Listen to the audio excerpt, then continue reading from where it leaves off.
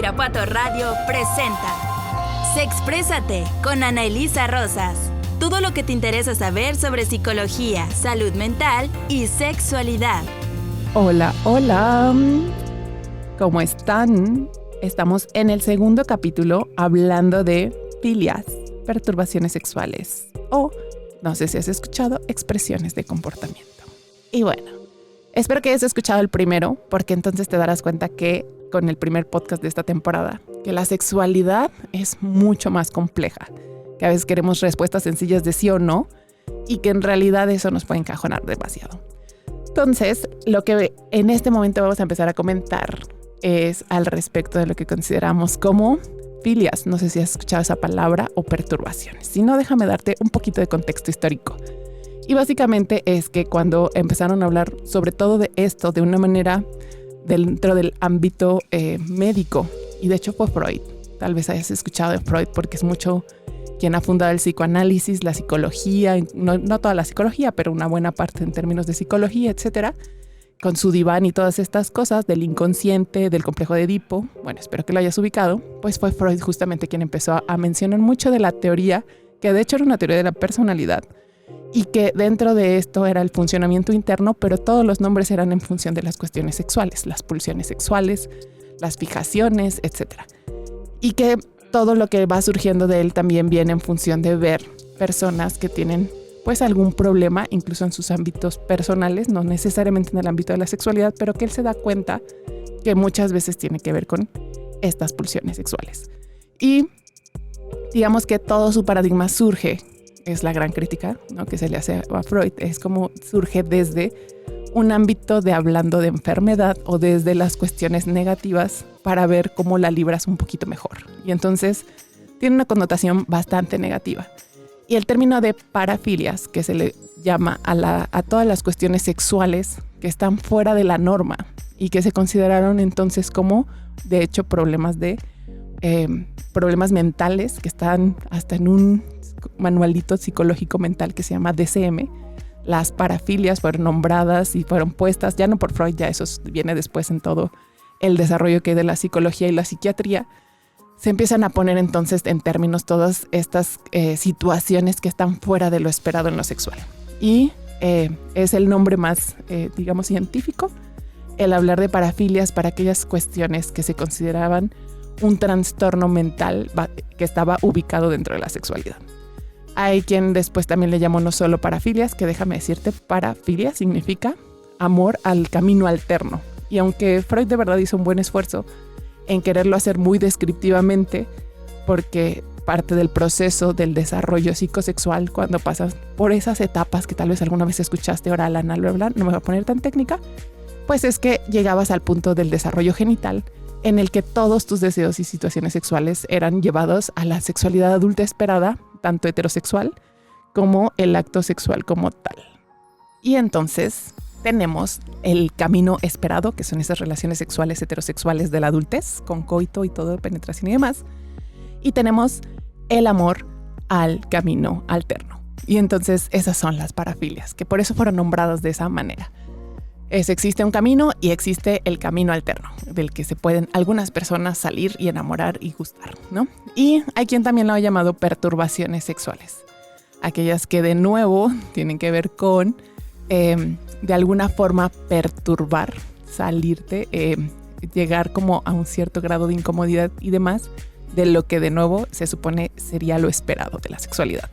Y bueno, eso es bien importante porque esa es una visión de la sexualidad, pero no es toda la visión de la sexualidad. Todavía hasta la fecha. Tú puedes platicar con varios psicólogos, más con términos psicoanalíticos, y entonces vas a escuchar mucho de esto de la sexualidad.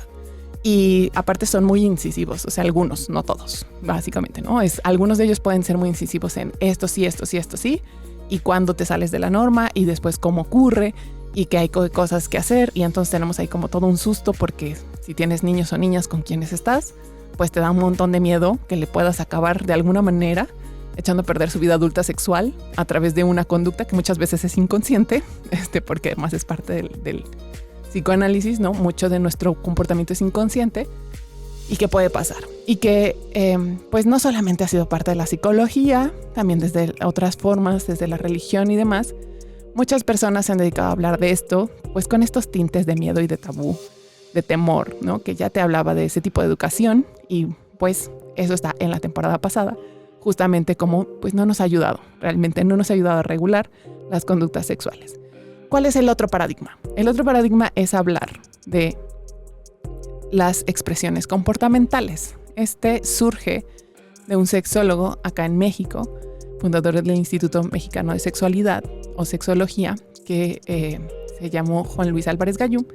Fue médico y que dentro de eso empezó junto con otras personas, pero que finalmente se le atañe a él, a reflexionar justo en formas que pudieran ser más descriptivas y no tanto moralistas, que no fueran un estás dentro, estás bien, estás fuera, estás mal, sino que pudiéramos decir existen diferentes formas de vivir la sexualidad.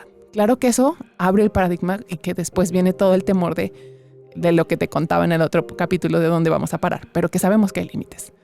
Pero lo primero es quitarle el gran tabú de fetichismo, de sadomasoquismo, de todas estas conductas que se han considerado tan negativas. Incluso hace una tabla completa que mi invitación es que la revises con un experto, la puedes buscar, pero te vas a asustar, ¿no? Tiene cuestiones al respecto de la necrofilia, de zoofilia, pero también vienen algunas muy desde lo más común, ¿no? Y que están ahí y que a veces ni siquiera nos damos cuenta, como puede ser el gusto por la comida, la gastrofilia, y que se puede combinar con lo erótico, ahí comerte algo junto con tu pareja mientras se lo quitas del cuerpo, cosas por el estilo, que está ahí una mezcla bastante amplia.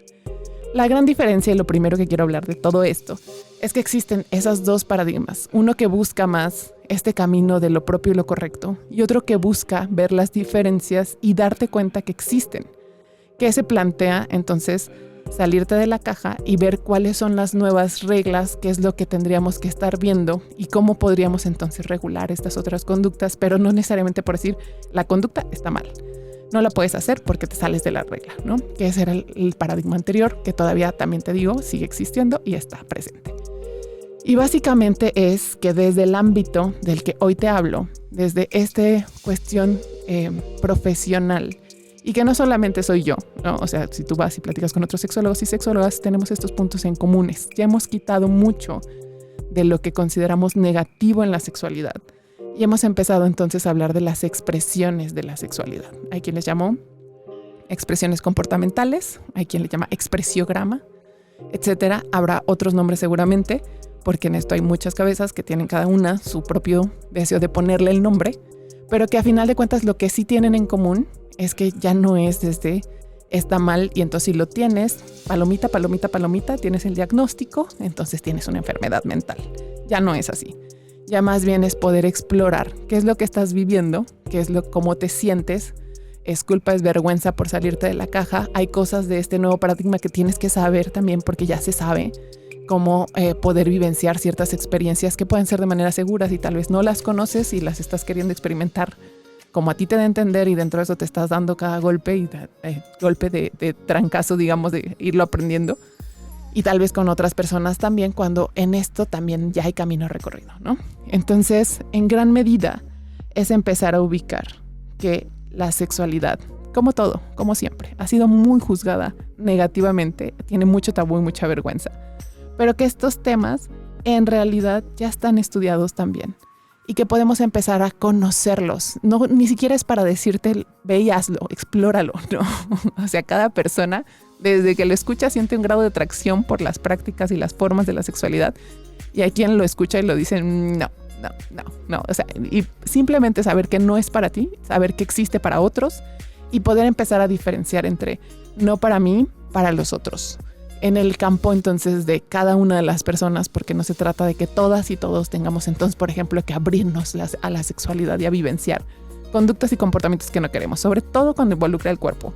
Cuando es tan cerca de la vivencia que te lleva a vivirlo físicamente, no puedes obligar a nadie, definitivamente no.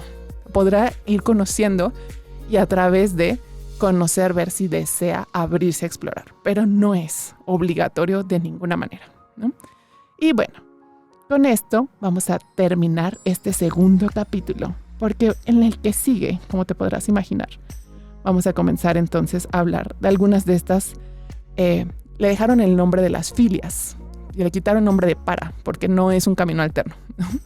Pero estos otros amores y sazones, gustos que nos pueden aparte súper encantar, que son bastante buenos, deliciosos y ricos y que podemos explorar para quienes gusten, y entonces tal vez empieces a ubicar que es más grande todo el tema de la sexualidad de lo que pensaba. Así que te espero en el siguiente programa. Si quieres saber más de estos temas, síguenos en nuestras redes sociales de CIPAV y Ana Elisa Rosas. Sexprésate con Ana Elisa Rosas. Todo lo que te interesa saber sobre psicología, salud mental y sexualidad.